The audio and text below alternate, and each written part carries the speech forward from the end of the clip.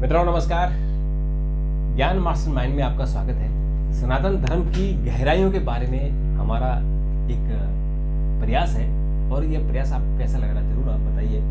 आज हम बात करेंगे कि महाकुंभ में जो स्नान करने के लिए आते हैं, चाहे वो साधु संत हों या आम जन हों, उनकी गिनती कैसे होती है। क्योंकि जो होटलों में आते हैं या जो हवाई जहाज से आते हैं, जो ट्रेन से आते हैं, उनकी तो गिनती हो जाती है क्योंकि उनके टिकट कटे होते हैं। लेकिन बहुत सारे लोग हैं जो अपनी गाड़ियों से आते हैं, बहुत सारे लोग होते हैं जो पैदल आते हैं, बहुत सारे लोग होते हैं जो आसपास के लोग हैं जो अपने घरों से स्वस्फूर्त होकर स्नान करने आते हैं। जैसे कल ही 3.5 करोड़ लोगों का हुआ। तो ये 3.5 करोड़ की गिनती कैसे हुई, इसका क्या प्रक्रिया है, इसका मैकेनिज्म क्या है, इसके बारे में समझेंगे। और हमारे विशेषज्ञ डॉक्टर प्रतीक मिश्र जी, आपका बहुत बहुत स्वागत है। डॉक्टर साहब, ये शुरू हो गया है महाकुंभ और हमने देखा कि 3.5 करोड़ रुपए, ऐसा अचंभा पूरी दुनिया कौतूहल में है कि ये हिंदुस्तान में त्रिवेणी घाट पर एक छोटा शहर, ये बड़ा शहर नहीं है, छोटा शहर है, इस छोटे शहर के आगोश में 3.5 करोड़ लोग कैसे आ गए और चुपचाप से फिर चले भी गए। और कोई हल्ला नहीं, कोई हंगामा नहीं, कोई मारपीट नहीं, कोई उपद्रव नहीं, कुछ नहीं, इतने शांति से, इतना बढ़िया, ऐसे रंग बिरंगा माहौल कि सारी दुनिया हतप्रभ है कि ऐसा हिंदुस्तान में ही हो सकता है। और जो मौनी अमावस्या होगा उसका अनुमान है कि 10 करोड़ उसी दिन एक दिन आएंगे। तो ये अजीबोगरीब, ये कौतूहल कैसे होगा, इसके बारे में थोड़ा बताइए कि गिनती होती कैसे। देखिए, यही सनातन की शक्ति है, यही सनातन की संस्कृति है और यही सनातन का विस्तार है कि छोटी सी जगह पे, और सनातन की विशेषता भी यही है। और वही सी विशेषता की वजह से दुनिया का सबसे बड़ा आयोजन जिसे माना जाता है, वो दैवीय कृपा से, ईश्वरीय कृपा से, बिना किसी विघ्न के शांतिपूर्वक निपट जाता है। ऐसा भी नहीं है कि एक कोई श्रद्धालु ये शिकायत करे कि साहब हम वहाँ कुंभ में गए, गंगा जी के त्रिवेणी के किनारे तक पहुंच गए और हमको स्नान करने का मौका नहीं मिला, या कोई छुआछूत हुई है, या किसी ने आपको नहीं आने दिया। देखिए, वो तो अलग चीज है। वो तो आप मान के चलिए कि हमारा इस प्रकार के जो धार्मिक आयोजन होते हैं, ये सामाजिक समरसता का प्रतीक होते हैं। और ऐसे ही हमारे ऋषियों ने इन आयोजनों को बारे में नहीं सोचा, बहुत बड़ी सोच थी। और वो सोच यही थी कि समाज के अंदर बराबरी का दर्जा इन आयोजनों में आपको देखने को मिलता है। राजनीतिक दल या समाज के लोग छुआछूत, ऊंच नीच, इस तरीके की बातें करते रहे, लेकिन इस प्रकार के जो आयोजन हैं, जो महाकुंभ है, ये हमारी सामाजिक विषमता को खत्म कर देता है। जिस घाट पर 2 मिनट पहले शंकराचार्य जी ने स्नान किया होगा, हो सकता है उसी घाट पे कोई दलित वर्ग का व्यक्ति वहीं पर स्नान कर रहा है। बिल्कुल। और कोई जाति नहीं, कोई धर्म नहीं, कोई आपसे रंग नहीं, रूप नहीं, कुछ नहीं। आप आइए और सारा भीड़ एक ही जाति है, एक ही धर्म है, और वो क्या है? श्रद्धालु। सनातन और श्रद्धालु। सनातन का तो आयोजन है, उसका एक ही जाति है, एक ही धर्म है, वो है श्रद्धालु। चाहे वो शंकराचार्य जी नहाए, चाहे वो नागा साधु नहाए, उनको भी श्रद्धालु बोला जाएगा। और चाहे हम आप नहाए या कोई दूसरा वर्ग का व्यक्ति नहाए, हर आदमी, कोई छुआछूत नहीं, कोई ऊंच नीच नहीं, इस दृष्टि से देखा जाए। और यही सब बातों को ध्यान में रखते हुए हमारे पुराने ऋषियों महात्माओं ने इस तरीके की आयोजन किया था। अब आपने कही कि इनकी गिनती कैसे होती, देखिए रिकॉर्ड टूट गया दिनों दिन।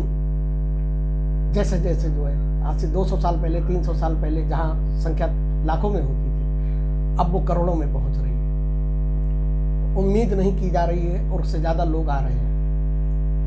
सनातन के इस प्रभाव का डंका जो है पूरी दुनिया में बज रहा है। पूरी दुनिया कौतूहल से देख रही है भारत की तरफ। हमारे जो दुश्मन देश माने जाते हैं, पाकिस्तान और चीन, वहाँ पे विशेष नज़र रखी जा रही है इसको, वहाँ पल पल की घटनाओं की जानकारी ली जा रही है और अध्ययन किया जा रहा है कि इतना बड़ा आयोजन, उसकी व्यवस्था इतनी सुचारू रूप से कैसे चल रही है। हाँ, लोग रिसर्च कर रहे हैं इस पर कि ऐसा कैसे हिंदुस्तान में अवसर है। पिछली बार आपने देखा कि डिस्कवरी ने हाँ। और नेशनल ज्योग्राफी ने, हिस्ट्री चैनल ने इसमें डॉक्यूमेंट्री बनाई थी और उस डॉक्यूमेंट्री को देख के भी लोगों ने कौतूहल। मैं बता रहा हूँ आपको, दुनिया के अखबारों को आप उठा के देख लीजिए, सब जगह जो है कुंभ की चर्चा हो रही है। पाकिस्तान और चाइना में तमाम विश्लेषण किए जा रहे हैं वहाँ के अखबारों में कि ऐसा कैसे हो रहा है। 10-20 हज़ार की भीड़ को संभालना बहुत मुश्किल काम होता है और ये है, इसके लिए देखिए जहाँ प्रशासन की भूमिका महत्वपूर्ण है तो वहीं हमारे सनातन संस्कृति का जो अनुशासन है, और वो अनुशासन ये है कि अगर आप कहीं किसी मंदिर के दर्शन करने जाते हैं या किसी धार्मिक स्थल पर जाते हैं तो आप संयम बनाए रखें और अपनी बारी का इंतजार करें, बिल्कुल और तरीके से करें। वो बहुत सारी चीज़ें जो हैं दुनिया के लिए एक अजूबा है, लेकिन हमारे लिए ये सामान्य सी बात है। हमारे लिए हर 6 साल में, हर 12 साल में, और 12 साल की छोड़िए, हमारे यहाँ तो हर दिन जो है आप देखिए कहीं ना कहीं कोई त्योहार होता है या कहीं ना कहीं बड़ा कोई धार्मिक। हाँ, अभी आंध्र प्रदेश में मैं देख रहा था पिछले हफ्ते एक प्रोग्राम था जो लोकल स्थानीय एक त्योहार था, उसमें इतनी भीड़ इकट्ठी हो गई कि जो प्रशासन था उसके हाथ पांव फूल गया, लेकिन कुछ भी नहीं हुआ। सारे लोग अपना त्योहार मना के अपने घरों को लौट गए। एक पूरा सिस्टम काम करता है। अब देखिए, आपने आंकड़ों की बात की कि 3.5 करोड़ लोगों ने कल किया है। हाँ, वो उनकी गिनती कैसे? अमावस्या वाले दिन उम्मीद की जा रही है कि 10 करोड़ हो जाएगा, मतलब अभी 2 दिन में 5 करोड़ से ज्यादा लोग स्नान कर चुके हैं। हाँ। और आने वाले दिनों में भीड़ बढ़ेगी, और मेरा नहीं बल्कि ये तो सरकार का मानना है कि 60 करोड़ के आसपास इस बार श्रद्धालु जो है इसका आंकड़ा जाएगा।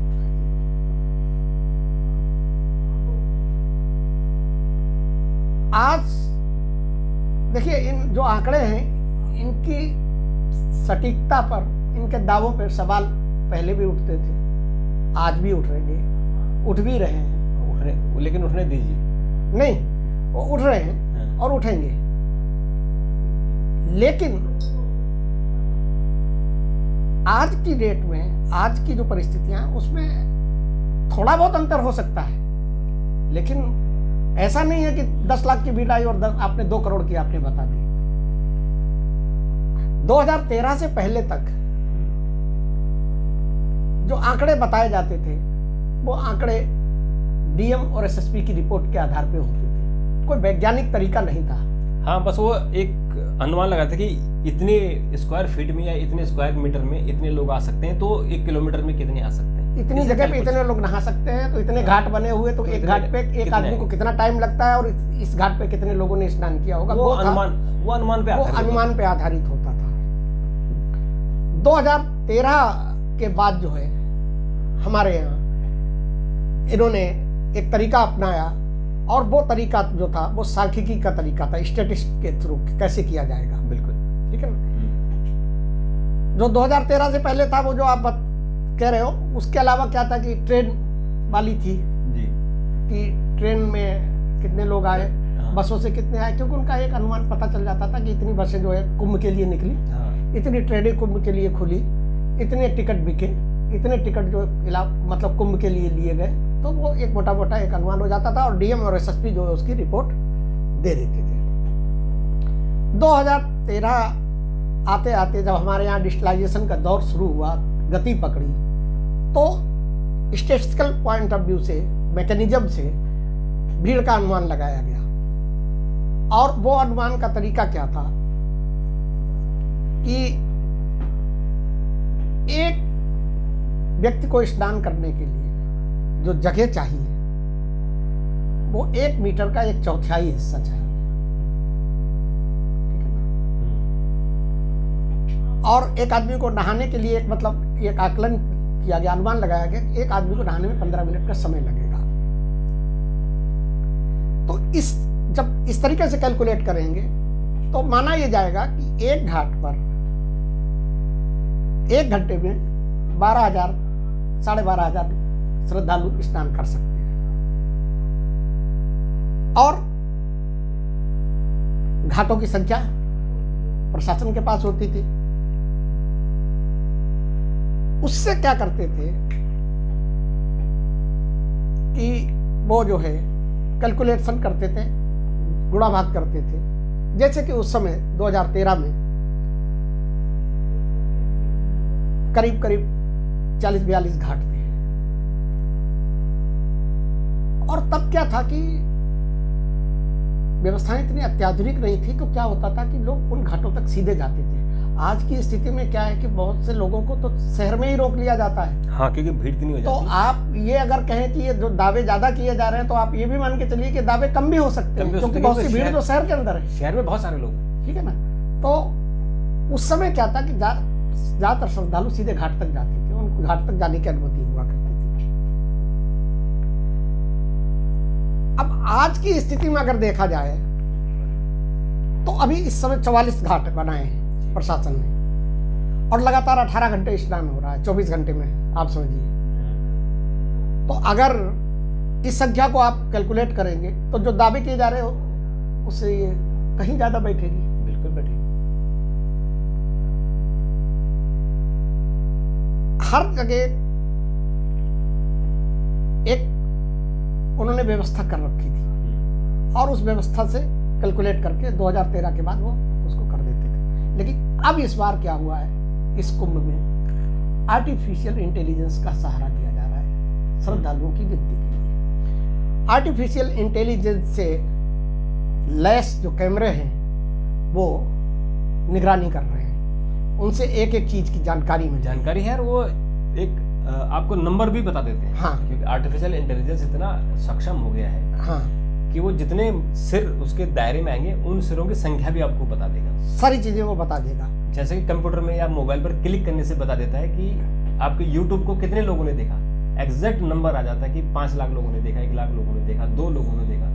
तो इसी तरह से कैमरे में कितने लोग आए, हाँ, वो उतने लोगों का मुंड बता देता है कि इतने मुंड उसके चेहरे पर आ गए, उसके कैमरे पर आ गए। अच्छा, इसके अलावा क्या है कि एआई के जरिए श्रद्धालुओं को जहाँ ट्रैक किया जा रहा है, तो उन्होंने कुछ और भी इंतजाम कर रखे हैं। वो इंतजाम क्या है कि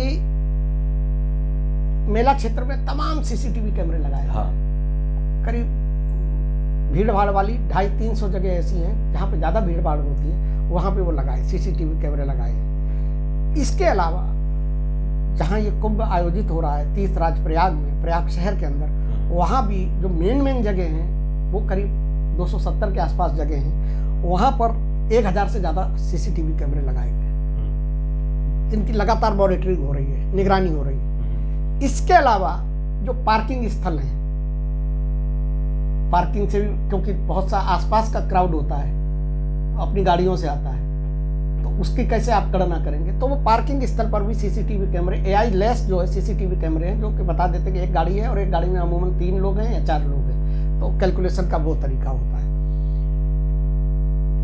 जो एआई आर्टिफिशियल इंटेलिजेंस से जो लेस कैमरे होते हैं, इनको हर मिनट में ये अपना डेटा अपडेट करते रहते हैं। तो सटीकता जो है वो पहले की तुलना में जो सांख्यिकी की मैकेनिज्म थी उससे कहीं ज़्यादा इसकी होती है। और ये सिस्टम जो है सुबह से शुरू हो जाता है, क्योंकि ब्रह्म मुहूर्त से ही लोग स्नान करना शुरू कर देते हैं। तो होता क्या है कि 3 बजे से 2:30 बजे 3 बजे से जो है साधु संत स्नान करना शुरू करते हैं, और श्रद्धालु भी जो जाता है वो 3 बजे से ही शुरू हो जाता है, और देर रात तक 6-7 बजे तक करते हैं। हालांकि माना यह गया है कि सूर्यास्त के बाद नदी में स्नान नहीं करना चाहिए। हाँ, लेकिन और ब्रह्म मुहूर्त में करे तो वो सबसे अच्छा। हाँ, ब्रह्म मुहूर्त में सबसे कर दे। तो एआई का जब वो उपयोग करते हैं, उससे क्या करते हैं कि क्राउड डेंसिटी एल्गोरिदम जो होता है उससे भी लोगों की गिनती की जा रही है। तो इस बार जो आंकड़े आ रहे हैं वो आंकड़े जो वास्तविकता है लगभग वास्तविकता के लगभग करीब है, लगभग वास्तविकता के लगभग करीब है। हाँ, अब देखिए क्या है कि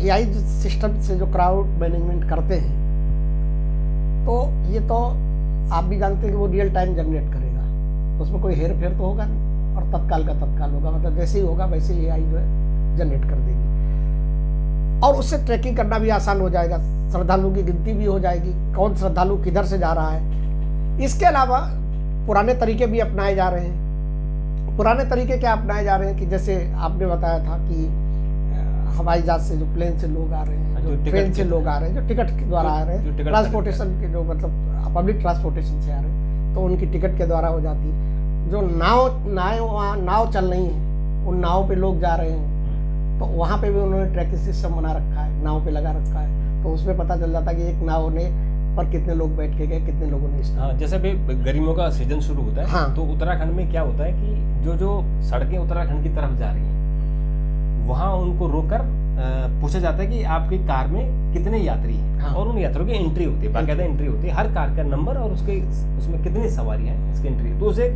अनुमान लग जाता है कि इस साल गर्मियों के सीजन में कितना यहाँ ट्रैफिक आया है, कितना यहाँ टूरिस्ट आया। अच्छा, इसके अलावा क्या है कि जो साधु संतों के कैंप हैं, वहाँ भी CCTV कैमरे लगे हुए हैं, तो उससे भी अंदाजा तो कितने लोग वहाँ गए। हालांकि देखिए, सवाल उठाने वाले और सवाल उठाए जा सकते हैं इस चीज पे, उठ भी सकते हैं कि इस पूरी प्रक्रिया में एक जो गुंजाइश रहती है, वो गुंजाइश ये होती है कि कहीं गिनती रिपीट ना हो जाए। क्योंकि घाट पे आपने जिसका किया, ट्रैकिंग की, वही अगर वही श्रद्धालु किसी महात्मा के यहाँ चला गया तो उसका भी काउंट हो सकता है, तो वो काउंट हो जाता है। लेकिन कुल मिला के ये आंकड़ों वास्तविकता के बेहद नजदीक। हाँ, असल में आर्टिफिशियल इंटेलिजेंस जब से आया है तब से ये चीजें पकड़ में आ जाती हैं। हाँ, कि कहीं अगर डुप्लीकेसी है तो वो भी AI आपको बता देता है कि ये डबल है। ये जो है जैसे हम YouTube कर रहे हैं, अब न जाने कितने हजारों वीडियो पड़े हुए हैं, लेकिन AI आपको बता देता है कि कौन सा रीयूज है, कौन सा आपका कॉपीराइट है, कहाँ से किसने किस का वीडियो उठाया है। तो बताइए, इतनी जहाँ करोड़ों YouTube चैनल है वहां पता लग जाता है। तो इसी तरह से ही वो जब इंसानों का सिर या चेहरा देखता है तो आइडेंटिफाई कर लेता है कि हाँ ये वही चेहरा है, या मैं इसको दोबारा तो नहीं गिन रहा। तो आर्टिफिशियल इंटेलिजेंस से बहुत कुछ आसान करता है। अब देखिए क्या है कि सवाल उठाने वाले तमाम पहले भी उठाते वो तो थे, उसमें कोई आज भी उठाते हैं। वो उनका अपना जस्टिफिकेशन ये होता है कि अब प्रयागराज की पूरी आबादी जो है वो 50 लाख के आसपास है। हाँ। तो उनका तर्क ये होता है कि अगर वो पूरी आबादी संगम की तरफ चल दे तो संगम में तिल रखने की जगह नहीं होगी। हाँ। ऐसी स्थिति में ये करोड़ों लोग जो आ रहे हैं बाहर से, तो ये दावे जो है बजट को जस्टिफाई करने के लिए किए जा रहे हैं। ये तो बेकार की बात है। लेकिन आस्था के सामने इन सवालों का कोई मतलब नहीं है। और मैंने ये भी देखा कि जो प्रयागराज में लोग हैं वो अगर आएंगे तो डुबकी लगा के वापस अपने घरों में चले जाते हैं, नंबर 1 बात। नंबर 2 बात, वो उस दिन का इंतजार करते हैं जिस दिन भीड़ कम होती है। हाँ। क्योंकि उन्हें पता है कि ये तो 45 दिन का है, तो 45 दिन के त्योहार में कभी भी जा सकते हैं। ये तो जो बाहर से लोग आते हैं वो सोचते हैं कि हमें त्योहार के दिन ही जाना है, यानी जिस दिन अमृत स्नान होगा उस दिन ही जाना है। वहाँ के जो स्थानीय लोग हैं उनको इससे कोई फर्क नहीं पड़ता, उनके लिए हर दिन अमृत स्नान। देखिए, श्रद्धालु अपने सुविधा अनुसार प्रोग्राम बनाते हैं। जैसे मैं बताऊं आपको, जो बुजुर्ग लोग होंगे वो इस समय सर्दी में अवॉइड करेंगे, वो प्रोग्राम अभी नहीं बनाएंगे, वो इंतजार करेंगे फरवरी का। फरवरी जब थोड़ा सा सर्दी कम होगी, हाँ, थोड़ा सा मौसम ठीक हो, तो ये एक रूटीन में चीजें चलती रहती। अब आपको देखो इसमें, और इससे पहले क्या था कि एक सरकारी आंकड़ा नहीं आया करता था। ये जो सरकारी आंकड़ा, जो भीड़ का सरकारी आंकड़ा बताने का काम शुरू हुआ, ये हुआ 19वीं सदी से शुरू हुआ, और अलग अलग तरीके अपनाए जाते रहे। अब अंग्रेजों के ज़माने में बड़ी चीज़ें रोचक हुई थी। कल मैंने आपको बताया था कि उन्होंने कुंभ का टैक्स लगा दिया था। अब दूसरी घटना ये थी, जो गणना वाली, गिनती वाली बात है, तो 1882 में ही उन्होंने जब कुंभ पे टैक्स लगाया था, तो उन्होंने मतलब उनको ये लगता था कि हम टैक्स लगा रहे कहीं, लेकिन टैक्स कलेक्टर जो है, जो टैक्स को इकट्ठा कर रहे हैं, उस भारतीय थे, तो उनको लगता था कहीं हेरफेर ना हो जाए, तो उन्होंने क्या की कि बैरिकेडिंग लगा दिए थे, और बैरिकेडिंग पे एक एक पुलिस अफसर उन्होंने अपना अंग्रेज को छोड़ रखा था, तो वो काउंटिंग करता था कि इतने लोग अंदर गए, इतने लोग अंदर गए, तो और 1 रुपया का टैक्स हुआ, और 10,000 लोग अंदर गए तो 10,000 रुपया टैक्स हुआ। तो उन्होंने क्या किया था कि ये करवा दिया था। दूसरा क्या था कि जो रेलवे की टिकट की बिक्री होती थी, बसों की होती थी, कुल मिला के ये कि समय बदलते बदलते तकनीकें बदल गई और आज पहले की तुलना में आज जो आंकड़े हैं या आज जो क्राउड मैनेजमेंट है या जो आज क्राउड ट्रैकिंग है या जो गिनती की जा रही भीड़ की वो वास्तविकता के आसपास हो गया है। और मुझे लगता है कि ये फुल प्रूफ हो सकता है आने वाले समय में। आने वाले समय में तो होगा, क्योंकि और भी टेक्निक आ जाएगी। तो डॉक्टर साहब आपने बहुत ही रोचक जानकारी दी है कि हम एक्चुअल कैसे बता पा रहे हैं कि 3.5 करोड़ है, 4 करोड़ है, 10 करोड़ है, 2 लाख है। तो ये आपने बहुत ही उम्दा जानकारी दी है। हमारे मुझे लगता है हमारे जो दर्शक हैं उनको जरूर पसंद आएगा और उनकी भी क्लियरिटी आ जाएगी होगी कि 3.5 करोड़ का आंकड़ा कहाँ से है।